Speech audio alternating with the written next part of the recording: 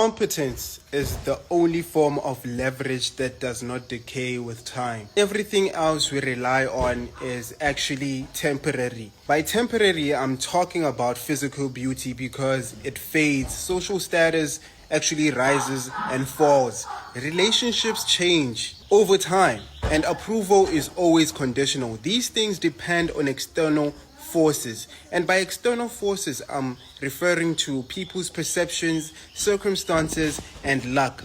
You see, competence is different because it is eternal and it is transferable, just like energy, right? When you develop a real skill, the kind that solves concrete problems, you are no longer dependent on validation or emotional approval to justify your existence. Your value is demonstrated through function and not on people's opinions, right? This is why mastery creates a form of quiet independence.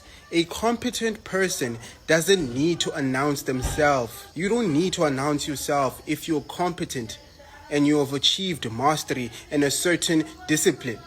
Your presence is felt through results, and you can move between environments, industries, and systems because skills adapt to different environments even when conditions change. You see, obsession is often misunderstood here. People think mastery is this unhealthy fixation, but in reality, I believe that it is disciplined attention over time. It is the willingness to sacrifice comfort for depth and distraction for understanding.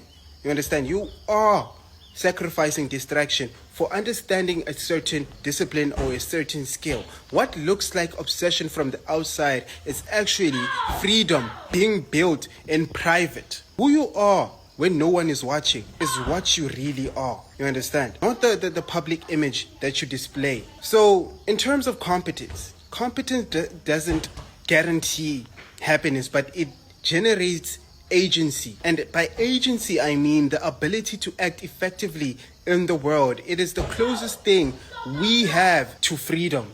At least that's one of the philosophies I live by. You see, in a world obsessed with image, a public image, noise, and shortcut, mastery remains one of the few honest paths left out there. And that's one of my philosophies, and that's just what I wanted to share today. I wish.